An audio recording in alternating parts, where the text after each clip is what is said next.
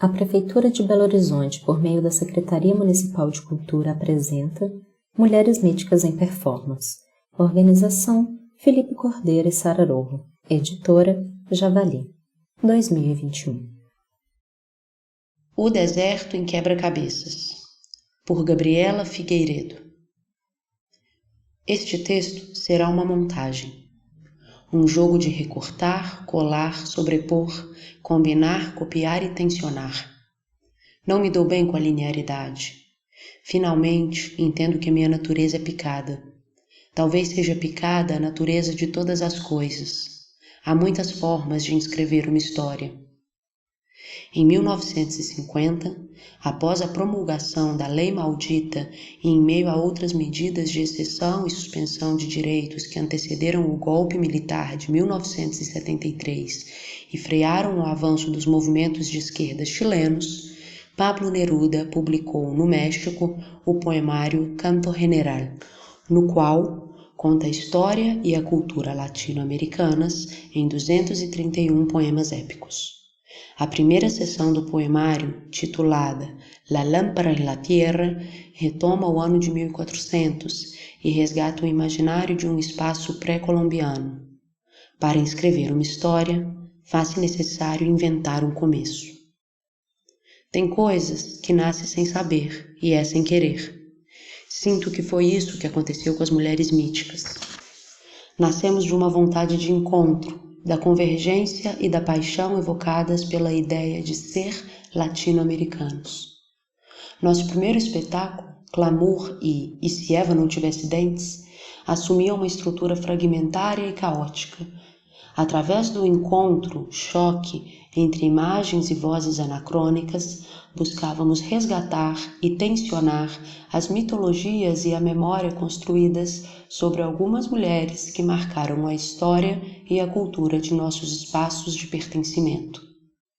Quando começamos a pensar nossa segunda montagem, tínhamos uma única certeza: queríamos contar uma história, com início, meio e fim.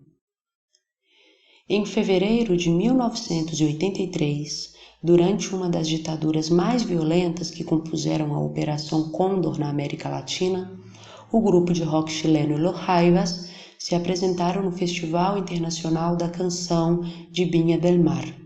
Reconhecidos por seu posicionamento de resistência política, os músicos levaram o público ao delírio ao terminar sua participação no evento com a canção Sube a Nacer Conmigo Hermano, feita a partir do poema Alturas de Machu Picchu, presente na obra Canto General. Cantando, também se conta uma história. Como e por que contar uma história? Que poderes exercemos quando tomamos posição? Em meio a esses questionamentos, nos deparamos com o romance El Desierto, de Carlos Franz. Nele, misturando uma narrativa epistolar a uma voz narrativa em terceira pessoa, o autor nos apresenta a história de Laura, Cáceres, Mário e Cláudia, para discutir a relação entre vítima e algoz, legalidade e justiça, corpo e violência. Nossas vontades convergiram mais uma vez. A partir daí, assumimos o desafio de construir um espetáculo teatral livremente inspirado na obra do autor chileno. Surgiram então novos questionamentos. Como fazer da violência uma narrativa? Existe linguagem possível para narrar o trauma? É a narrativa uma forma de violência?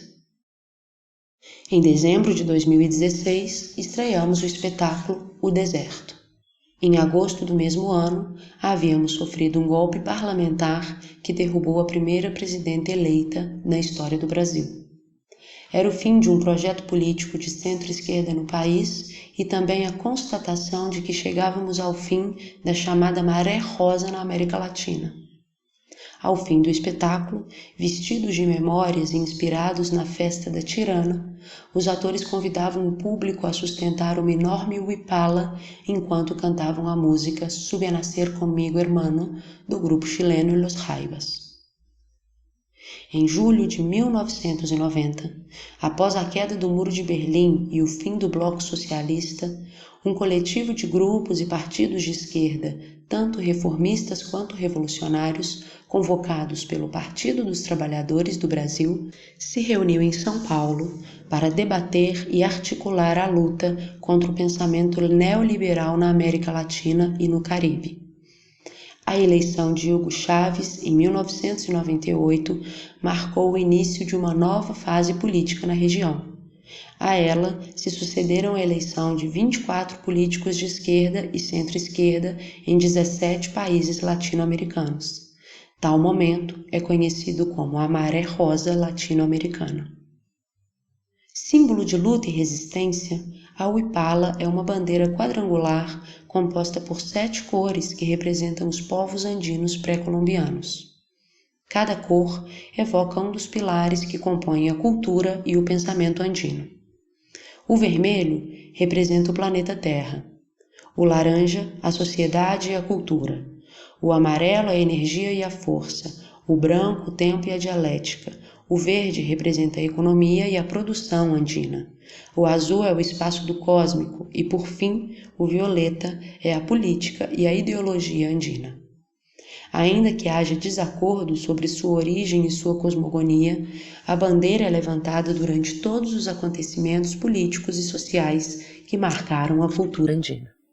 Ainda que tenhamos evocado a paisagem desértica mais como uma metáfora da memória em tempos sombrios que como uma geografia espacial, há, em O Deserto, referências diretas à festa da Tirana e à cultura andina.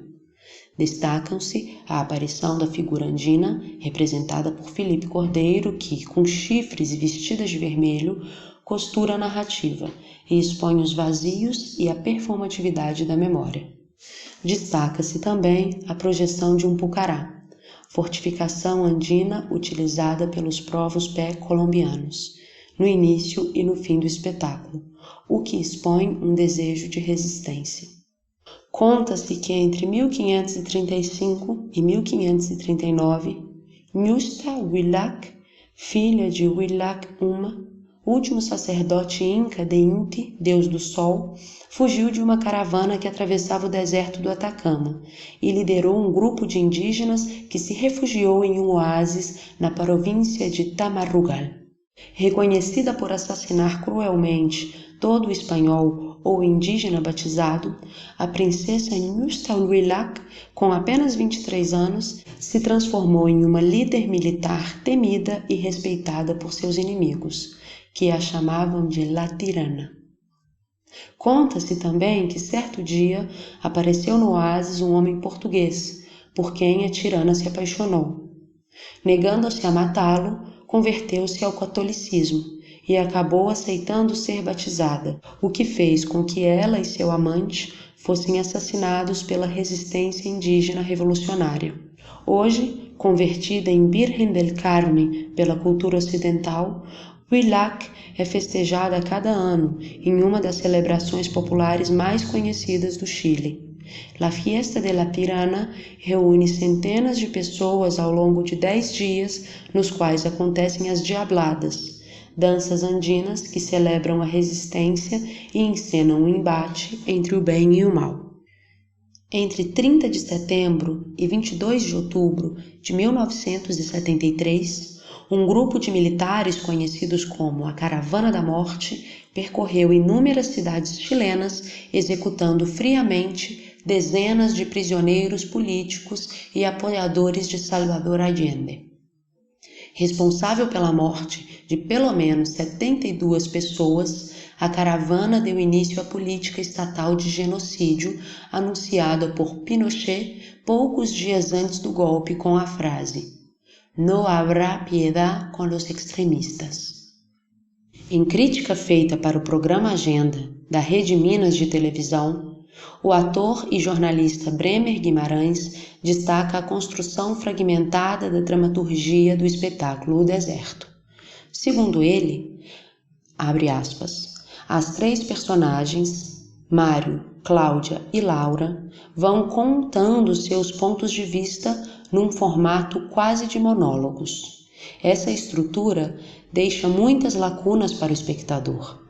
Essa narrativa fragmentada exige que o espectador esteja mais atento ao trabalho, para se concentrar e fazer as próprias conexões. Fecha aspas. Crítica disponível no YouTube. Assumo neste texto essa mesma vontade. Há muitas vozes e silêncios por trás de uma mesma história. Tanto no início do romance El Desierto, como em nosso espetáculo, conhecemos Mário, um radialista tão atraente quanto uma parede bege, que vive na deserta cidade de Pampa Hundida. Sentindo-se abandonado por Laura, sua ex-companheira, e injustiçado pelo destino, resolve contar sua versão dos acontecimentos que marcaram a cidade 17 anos antes. A partir de sua narração em primeira pessoa, ele nos apresenta a história de Laura, uma ex-juíza que atuava como representante da lei quando a caravana da morte passou em sua cidade. Com sua história, ele busca redimir-se de sua não atuação. Mário é um homem fraco, diz Laura durante a apresentação do espetáculo. Na mitologia grega, tanto a existência das pessoas como dos deuses era fatalmente regida por um fio conduzido por 3 irmãs: Cloto, Láquesis e Atropos, responsáveis por soltar, medir e cortar o fio do destino. Conhecidas como moiras, elas assumiam a função de dar a cada mortal ou divindade a sua porção e forma de vida. Em O Deserto, resgatamos essa imagem como representação da inelutável presença do trauma na vida e na busca da mãe e da filha. O que há de destino no possível das narrativas traçadas por e para nós, latino-americanas? Marcada por uma violência descomunal e destituída do posto de juíza, Laura abandona sua terra natal e se exila na Alemanha, onde nasce sua filha Cláudia. Lá, abandona a carreira jurídica e passa a dedicar-se à filosofia do direito, onde recebe enorme prestígio acadêmico e intelectual após escrever a obra Moiras, um tratado pessimista sobre a legalidade e a justiça a partir das reflexões sobre a tragédia. Ainda que não explicitamente, em sua obra, Laura expõe a sua dor e seu destino irremediável. Enquanto estava no Chile, a juíza deparou-se com a imagem caricata da justiça do possível. Vendo-se impotente enquanto juíza, ela se deitava com Cáceres como moeda de troca pela vida de presos políticos. Em 9 de março de 2016, morre aos 94 anos Sérgio Arellano Stark, um dos principais articuladores do golpe contra Salvador Allende e o general responsável pela Caravana da Morte. Conhecido como El Lobo, Stark nunca foi punido pelos seus crimes e, salvo pelo Alzheimer, pôde morrer sem se lembrar. Ele tinha olhos cinzas e tristes de lobo siberiano. Com essas palavras, Mário define o personagem Cáceres, que aparece como uma presença fantasmagórica no espetáculo. Ele é a imagem da violência e do poder que nunca se mostram completamente. Visibilidade implica vulnerabilidade. Em 2018, pelo 3º ano consecutivo, voltávamos a apresentar O Deserto. A situação política do país havia se intensificado bastante. Estávamos no meio de uma campanha política que buscava concretizar um plano conservador e fundamentalista em nosso país. Estávamos divididos. Nas ruas, muitos pediam a volta da ditadura militar. Um reconhecido torturador era transformado em referência histórica. Gritos de ódio, misóginos, homofóbicos, racistas, xenófobos saíam da boca daqueles que lutavam por um espaço de representação política. Estávamos angustiados. Em meio a um contexto político caótico, voltamos a apresentar nosso espetáculo e decidimos projetar a imagem de Marielle Franco na cena onde, com uma quebra brechtiana, Fabrício Trindade, ator que representava Mário, conta a história de Eliana Bellini, presa política durante a ditadura militar brasileira. Segundo ela, Quando alguém era levado para ser torturado, os prisioneiros que ficavam cantavam, para que quem estivesse submetido à violência não se sentisse só. No dia 14 de março de 2018, Marielle Franco e seu motorista, Anderson Pedro Gomes, foram brutalmente assassinados. Cláudia é uma jovem que cresceu no exílio e voltou à terra de sua mãe para estudar direito. Lá, deparou-se com os terríveis acontecimentos que marcaram a história chilena na década de 70.